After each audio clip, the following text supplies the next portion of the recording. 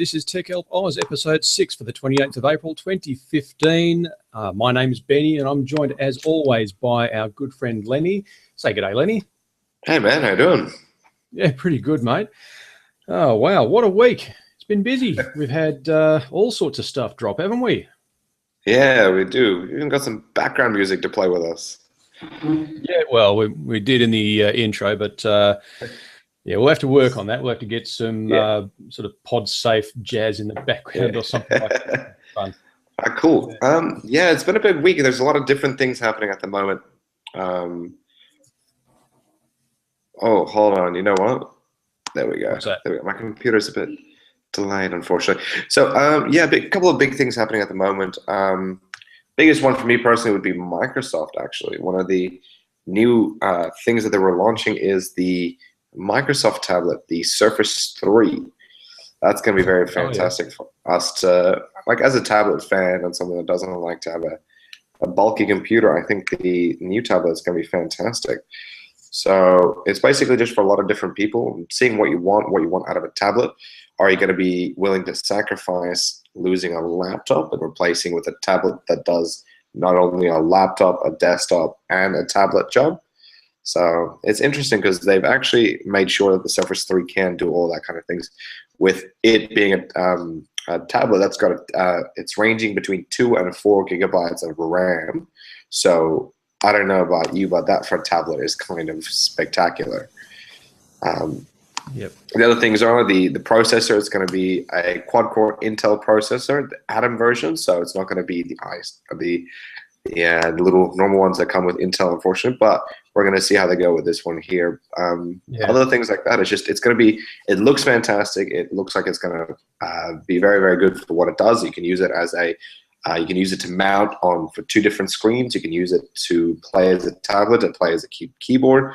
And I think this tablet is going to go towards a lot of businesses, I would say, just because, I don't know, it seems like it's going to take over businesses because it's going to be cheaper than buying computers all over the place, but it's also going to be better to get the tablet and you can use it everywhere. So if you had to go to a meeting, you just pop it out of a dock, you carry it with you, and it takes over that spot. So it's very interesting to see how they're going to do it. It doesn't seem like it's bulky. It doesn't seem like it's going to be overly big. So I'm quite happy with the design. Well, and compared to the previous Microsoft Surface, is it bigger or smaller? I think I've had a couple of looks, and it looks like it's a smaller version. There comes with 2 different versions of it. So the Surface 3, before the Surface 3 gets released, there's going to be a cheaper, not as pro version as like the Surface Pro at the moment. So there's going to be a cheaper version of it, but the Surface 3 is going to be a little bit thicker and a bit bigger by itself. I think the display by itself is going to be 10.8 screen. So the Surface Pro before was 10.7 or 10.5. I can't really remember on that side there. But okay. Yeah, it's going to be a tiny bit bigger, but I only think it's because it's incorporating a little bit more RAM on that side. So I think I'm happy with having a little bit bigger, something bigger in my hand to hold to make sure it does the job, basically. Right. Okay. Well, that sounds fair. It does. Like, it's just like, I don't know, for us, I think I personally would like to have that tablet, but I can't justify at the moment paying $900 for a tablet. So, yeah. And because you know that no Telstra or other provider here will put it on a contract or on any plan, so you will have to purchase it outright. Yep. All right. Well, sounds cool. Yeah, we'll have to see what happens in a couple of months. I think it's launching in June in Australia. Okay, well, that's something to look forward to. So to see that released should be pretty exciting stuff. Yeah, fingers crossed. All right, and I'd imagine still aim pretty squarely at competing with the MacBook Air and I suppose the MacBook new version. I think it's going to be competing not only with them, but I actually think it's going to be competing with the tablets, the iPads, and all the little ones as well. Because not only is it going to be trying to beat the laptops, but it's also trying to smash the iPads out of the water as well. So it's willing to see. I think they're waiting to launch. What I heard was they're waiting to launch Windows 10 before they launch it completely here, just because they're waiting for it to be a smooth operating system. So as soon as Windows 10 launches, I believe that's when they're going to fully launch it here in Australia as well. So I think Windows 10 is going to be the deal breaker, whether it's going to be good or not on the Surface. It's going to be something to watch. Yeah, there is a lot being banked on Windows 10. I'm actually getting notifications now that people are having the Windows 10 upgrade files are being sneakily downloaded onto people's computers as we speak. So there is a new patch which Yeah. is introducing the Windows 10 ISO ready for installation when it's released. So Yeah. that's a bit of a big move. It's assuming a lot, and it's really trying to push people towards Windows 10, and being a free operating system as well, I'm quite surprised that Windows are trying to really push this hard. It's free for the first year, apparently. So if you download it in the first year, yeah. it's free. Keep it up after that. And if you don't get it before that, you're going to have to pay for it. But it's tricky at the moment because I'm one of those people, I'm sitting on the fence. I'm sitting, should I download the demo where I can look at it and be either disappointed or be so excited that when the actual polished version comes out, I'm going to be disappointed because it's not going to live up to what I think. So I think I'm going to stick with not downloading it or having anything to do with it until it launches, and then I'll just be surprised by everything. I'm staying away from news because I want to be completely surprised and amazed by what they do, because I'm trying to have a little bit more faith in Windows this time. Yeah, well, I'm quite prepared. I'm quite happy to dive straight into Windows 10 because I mean, if I don't, my customers are, and they'll be asking me questions about it. So it's an occupational hazard. I've got to dive in. I am hoping we'll be seeing. I'm actually expecting a big improvement on Windows 8 and 8.1, and I'm actually quite looking forward to seeing this revamped start menu. So it's going to be interesting, isn't it? I think from what I see from pictures, it kind of looks like they've combined 7 and 8 together. So I'm very interested to see how they do, because I'm strongly against Windows 8. If you don't have a touchscreen, it's not a fun not a fun operating system to use. As someone that used to tech support it over the phone, it doesn't make your life easier by getting it if you don't know how to use it. If you don't know how to troubleshoot it, I would strongly advise getting it unless you know someone in face-to-face that can resolve the issues for you, because explaining the problems over the phone and fixing it over the phone with your tech support company, it's not going to be easy. It's not going to be a fun trip for you. Unless, of course, you know the guys at Tech Help Us, in which case we can help. Definitely. Hit us up. We got you. All right, cool. So you wanted to actually, speaking of that kind of thing, you wanted to talk about Apple Watch. Now, that's a bit of a bold thing. I don't know. I'm hearing mixed things. I don't know anybody that's purchased the $10,000 Apple Watch as of yet, besides Beyonce. So. Oh, yeah. Well, at $10,000, that's actually the cheaper end of the Apple edition. So it goes between, I think it's 17,000 up to 24,000 for the gold-plated. And interestingly, just the 38mm gold-plated Apple Watch, not the 42mm. And I think it's down to the buckle that they're using. So the buckle on the 38mm is a pretty chunky piece of gold. On the 42mm, it's like your loop with the tongue, and the leather goes through it. It's pretty basic stuff. But the big sort of magnetic clasp buckle on the 38mm watch is pretty big and chunky, and I think that would make up the difference of about the $3,000 price tag between your 42mm and your 38mm. That's a lot of gold alloy that they're putting in there.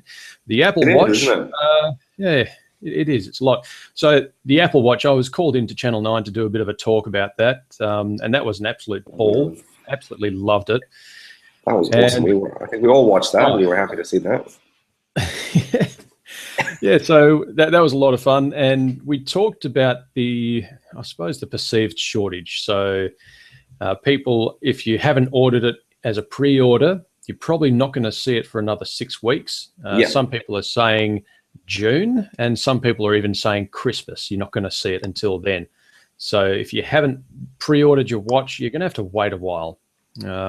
Personally, I'm quite happy to wait a while. I'm not going to rush out. The reason why I hear that it's taking a while is because of the sapphire that the glass is made out of. I heard it was a difficult thing for them to make it such a square shape, because watches have been made out of sapphire crystal for a long time, but doing it in the shape that they've done, I heard that was the reason why it takes so long to kind of produce those watches.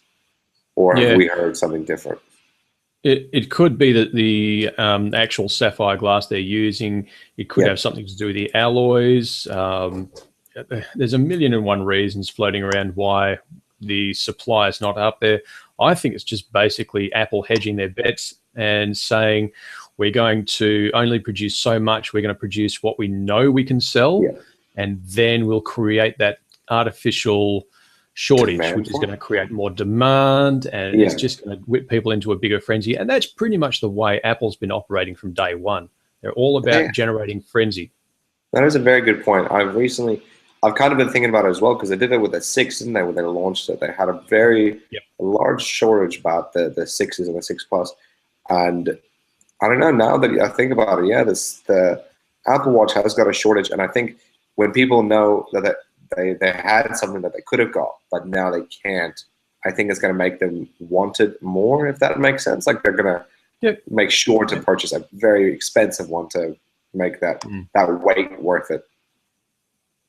Yeah, and that's a common trick when it comes to marketing and promotions and that sort of thing, and just creating that artificial scarcity, which is going to make people want it even more, especially when you're talking consumer products like Apple stuff and Samsung stuff, where it's actually quite desirable to have these products. And if you're one of the few people who can get it, you're going to be a little bit cooler than the rest of your friends.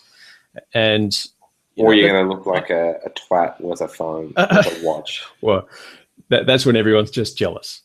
Yeah, really. I guess that is true. But I don't know. I don't feel the look about the watch. Like, I definitely know that I will get it because I want to try it out. I want to see how they're doing with it.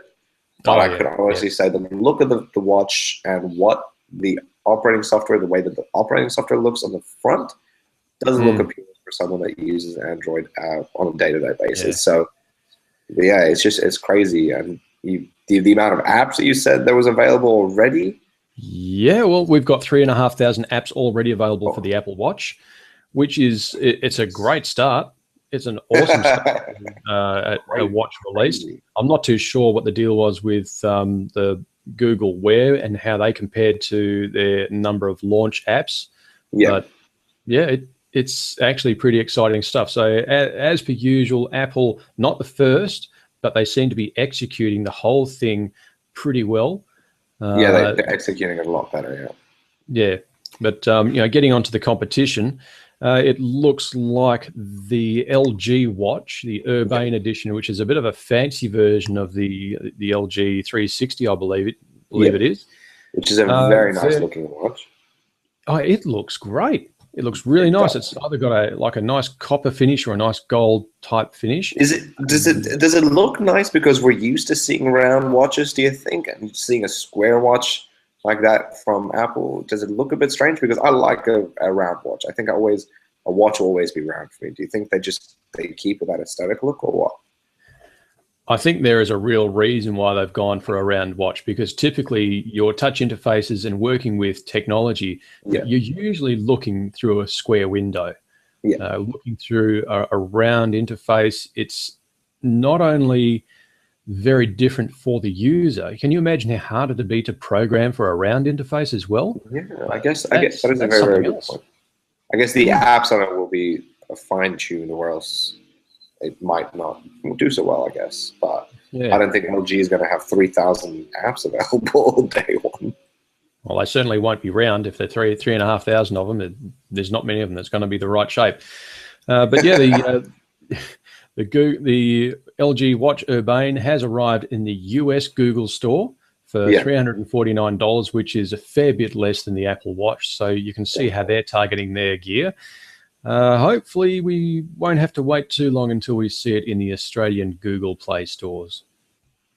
Yeah, there's that Google Play Store is another thing. It's a strange thing to go to, and I think that's where a lot of people are going to purchase the products from. But I don't think I'm going to purchase products from it if it's not available on my native store. I wouldn't want to have to purchase something from an American store to get the same product from the same company if it's not available in the Australian store. So it's a bit strange that they're still doing that for a massive company like Google. Yeah, it's a weird one. I'm pretty sure it's some sort of weird licensing or distribution agreement as per usual. And yeah, you're right. I wouldn't try and get an expensive device or make an expensive purchase in a store that I normally wouldn't be able to access without proxies and that sort of thing, because at the end of the day, if things go south, you're going to have to try and convince people in America that you bought it, in America, and then you're using it in Australia, and then you've got the warranty headache to work out, and that's going to be a bitch. No matter how you look at it, that's No, not it will. going to be easy. Because I'm like, yeah, where are you? I'm in Australia. Like, oh, but my watch broken. Well, we don't have warranty in Australia. I'm like, oh, it's $400. Yep, and that's when it starts to suck. All Now, right. at that price range, I unfortunately mentioned I had a very nice little visit from a Microsoft representative today. Cool. He came by to mention the new Nokia Lumia coming out soon. So it's going to be a 5-inch display, so it's going to be the same size as Samsung S5, I believe. Right. 5-inch display. And it's going to be fantastic. By the look of it, it's going to be, the price range for it is $300 and something. So it's less than $400. It is a full 720 display, quad core processor, full HD display. It's got a fully customizable camera, so it's basically for people that take a lot of cameras. You can change the aperture exposure, you can change the zoom to manual, and you can literally zoom in like you're holding a DSLR camera. I played around with this camera, and it was crazy. I could literally just add the focus, I could change the light exposure, I can change where I'm looking at, and it is fantastic. It brings out 5 different things that you can look at while you're taking the photo, and it's fantastic. It's still running the Windows operating system, so it's nothing fancy, but it feels quicker, it feels more responsive, and when Windows 10 releases, that gets a massive update onto that phone as well. It's basically, I would say, a very big competitive for the Samsung range, where they're coming out with it always reminds me of Optimus Prime, the Samsung Octacore or Optimus or Optim, some other new phone that they're bringing out. Second? Sorry, you're not talking about the Oculus Gear, are you? No. Samsung bringing out a prepaid handset that are basically going to be 5-inch display, quad core 720 full HD display as well. It's competing with Microsoft's new phone with the Nokia that they're bringing out as well. Those prices are basically the same. So now people are going to say, you have basically 2 of the same devices. One has this operating system. One has Android operating system, which is run on KitKat and not Microsoft's version. So which one are you going to purchase? Are you going to purchase the one that you know has had a good track record in the last couple of years? Or are you going to go for Nokia and the Lumia series, where you know that they have been flat out crap? Has been 636 was bad. All the other handsets were bad. They were just a bad series. So this new one that they're launching for prepaid, it was going to be a $500 phone, but they've jumped it down to $300 and something. So they're saying, listen, if we have this device, instead of you selling 4 of them or 5 of them at $500, sell 10 or 15 or 20 of them at $300 and see how we do, because their Lumia series is very, very small in Australia. So they're trying to bunch it up to basically get a bigger base out there. They want at least 1 in every 5 customers to have a Nokia Lumia. And I will honestly tell you, from my store, I've sold 1 in 2 months for the 636. So it's not a phone that people go to. When you mention the Nokia series, people look at it and they go, no thank you, don't want to go for Nokia. It is just, it's going to be very odd. And I'm not going to lie, when I play with the phone today, it is not without its fault, but it looks fantastic. So it is a very, very big, full-featured handset at a very, very cheap price. It's cheaper than the S3. It's got better stats than the S3. It's almost cheaper than the S4, it's still got better stats than the S4. And I can't wait for it to come out, because I want to see what the customer base is going to be for it. Is it going to be for customers that know they want a cheap handset but full features, or are they going to be for people that have always just stuck with Nokia? So it's going to be very, very interesting to see. It is going to be really interesting. So you're going to see a difference in between loyalty towards the hardware and the product being Nokia, or the attraction of a larger app store under the Android banner. The pricing, that's really got my attention now. So we're talking around the $300 mark for a pretty full-featured phone. It is so full-featured. It's got basically everything that the S5 has, besides the the camera is not as good. I think it's a 6 megapixel camera on the back there to Samsung S5's 14 or 13 megapixel camera. But the thing is, it's got this cool thing is where Samsung has got the best shot feature where it takes multiple photos and you can take it combines the one that finds the best one. This one here, you can take a video. So if you're at a concert or a ceremony or something like that, you can take a video. Then you can take to that video and you can choose best shot. It literally lines that video up frame by frame for the whole length of the video. You can go frame by frame, select the photo, save it there, and it saves it straight to your hard drive. So it is fantastic to have that feature built into it without downloading more apps. So that's a very, very cool feature for me. And I think it's going to be a good thing for people that love cameras because of the massive camera features that they've got built into it. Yep. Oh, that's great. That sounds awesome. Alrighty. Yeah, it's going to be good. So what's going on with Tech Help there, Ben? Sorry, mate? What's going on with Tech Help? What are we doing? Okay. What's going on? All right. I have finally got my A into G, and I've got the website pretty much almost up and running. Yep. So I've got the domain name sorted out. So that is techhelpoz.com. And the website is going through the last stages of production at the moment. I've also beefed up security, and also there's been a fair bit of sort of like load balancing. So I'm making sure that we can keep this up and running in the case that we get millions of hits. Might not happen tomorrow, but yeah, one day. It's nice for me to know that I shouldn't have to worry about it down the track when I'm already flat out doing other stuff. So yeah, we've been working hard with the website, and I'm reasonably happy with the way it's going. What I've also stumbled across, now this is a little teaser to a project that I've been made aware of by a group of Melbourne developers who have cut their teeth. They've done a fair bit of work in things like some first-person shooters that we might know of. And they've started doing a little party racing game, which I love. I love the racing games. And this one is called Space Dust Racers. They're doing it on Kickstarter at the moment, right now. They've got 94 backers. They've got $4,738 of a pledged $128 goal. They've got 30 days to go. I'm going to be taking a closer look at this, and as are you, Lenny, and we'll both come back and have a chat about it. What I find really exciting about this is that it's going to work across all platforms. So, you know, you've got your Steam, PlayStation 4, Xbox One, and you can use your smartphone as a controller. And up to 16 people can play at once. So this has got some serious tech behind it, and I am so excited to see what this can deliver.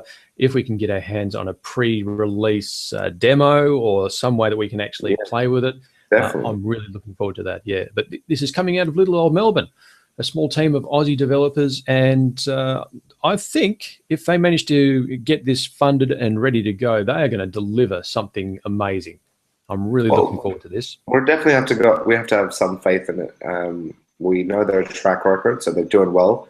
They did well previously, so I think I'm definitely going to back this project just because I want to see. I want to get early access to it. I want to play it. I want to help them create a good game. So definitely going to select and back them up as soon as possible. Yeah. Yeah, but that's given us homework to do. So we got to get through that press kit as quick as possible and get our heads around it, and hopefully have something to report back maybe before we come back again next week for another news blast. Yeah, definitely. We'll try to get it done as soon as possible. Maybe going to try to contact them as well and see if they can give us some inside scoop on how it's going. Yep, I'm sure they'll be happy to help us out, and we'll help them out. Yeah, definitely. All right. Anything else? No, I think that about covers it. If anyone wants to follow me, you can find me at Ben Aylett. That's my Twitter handle. You can find me on Facebook. You can Google search me, whatever. I'm all over the place. And, of course, you can go to our website, which is techhelpoz.com. Lenny, your contact details, mate. TechHelpOz, the Twitter handle at TechHelpOz. Just find me there. I'll always be the one tweeting at you. If you want to help the Facebook as well, we're getting up there. We're almost close to 100 likes. So just Tech Help Oz again, and feel free to shoot us a message on there. If you want to hit the contact button to just ask us some questions or anything like that, leave a little review or anything like that, feel free to do that as well. All right. Oh, and a quick, just another one, something without notice. I've been playing with an app called VoiceBite, and it might be a good way for people to send questions or comments, and we can play them on the air, I think, and just a way of leaving little messages to us. So I'll leave some details about that on the website. Yeah. And until then, I think that about covers it. So we might see you guys really soon, in less than a week, to talk about space dust races. Otherwise, it'll be another News Blast coming at you Tuesday night at around about 8 o'clock or 9 o'clock, depending on how we feel. Yeah, so going on the schedule. Yeah, if we keep to the schedule. All right, so yeah, it's good night from me, and it's good night from you, Lenny. Say good night, Lenny. Good night, guys. You have a good one, all right? All right, catch you later. And this is Telco Oz, and we will catch you guys next week.